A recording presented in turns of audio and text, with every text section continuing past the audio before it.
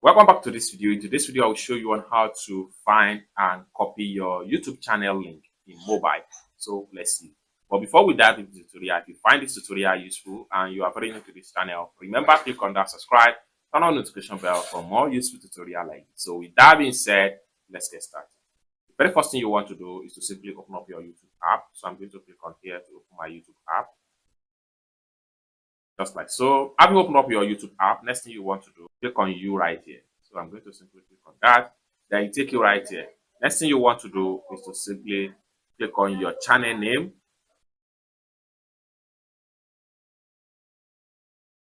It take you right here. Next thing you want to do is to simply click on this three dots from the top. Just like so. It take you right here. Next thing you want to do is to simply click on share.